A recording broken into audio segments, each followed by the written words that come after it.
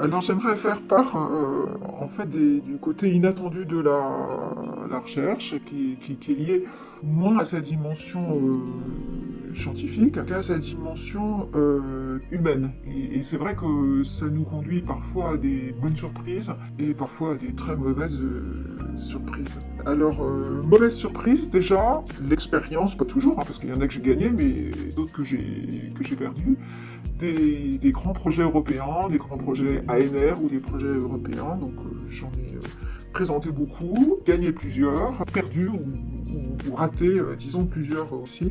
Il ne faut pas se laisser abattre, même si c'est un très gros travail. Donc comme le public le sait, peut-être les laboratoires n'ont pas assez d'argent pour financer des projets de grande envergure, donc pour pouvoir mener des projets de grande envergure sous forme internationaux et interdisciplinaires, il faut aller chercher de l'argent là où il est, à l'ANR et à l'Europe. Il faut plus d'un an pour déposer un projet, il faut rentrer dans les fourches codines, une rhétorique très particulière à laquelle il faut répondre. Donc c'est pas du tout un travail qui s'improvise. Une anecdote qui m'est quand même resté en travers de la gorge pendant un certain temps, c'était en 2017. On avait monté avec des collègues en intelligence artificielle, en sciences humaines et sociales, qui est mon domaine, et en humanité numérique, un très gros projet à partir d'outils, construire un outil pour analyser des expériences de lecture. C'était très ambitieux, très beau, on met plus d'un an à le déposer. Première étape du dépôt, on est retenu. La première étape, il y avait 139 projets, 3 millions d'euros chacun qui étaient déposés. On est retenu pour une deuxième vague avec 13 autres projets. Une très bonne note en excellence, 4,5 sur 5, une très bonne note en impact, je sais plus si c'était 4,5 ou 5. Voilà. Donc on repart pour écrire notre gros projet de 70 pages pour le présenter à la deuxième étape. On travaille tout l'été et on dépose au mois de septembre notre projet avec un financement attendu de 3 millions d'euros. On attend quelques mois la réponse et la réponse est négative. Mais elle est négative d'une manière qui est paradoxale puisque on se retrouve avec une note de 2 en excellence, pas du tout cohérente avec la première qu'on avait eue, qui pourtant en principe continue.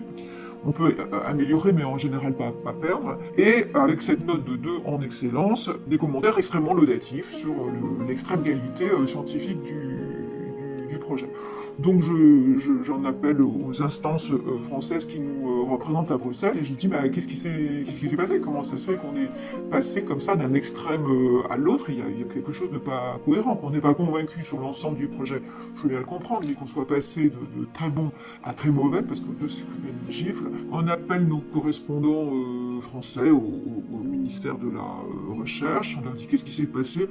Oui, il a dû se passer quelque chose, on sait pas très bien, on va se renseigner, donc il fallait vraiment aller leur tirer les verres du nez pour essayer de comprendre. Finalement, on n'obtient aucune réponse très précise, sauf qu'il s'est passé quelque chose, et quelques mois, mais plusieurs mois après, j'apprends en fait du numéro 2 qui avait été classé. Il y avait eu 3 projets classés, on était que troisième au départ, donc on aurait dû être retenu. Le numéro 2 était en fait un PI, donc un dirigeant du projet, un chef de projet français. Le numéro 3, donc notre projet, était dirigé par aussi un PI français, moi en l'occurrence, et sur le coup, il décide que donc il ne peut pas y avoir dans 3 projets 2 dirigés par un PI du même pays. Donc tout simplement, ils nous déclassent, ils changent la note, mais ils prennent même pas la peine de changer les évaluations. Donc c'est extrêmement énervant et extrêmement frustrant de se rendre compte qu'on peut comme ça passer à côté d'un financement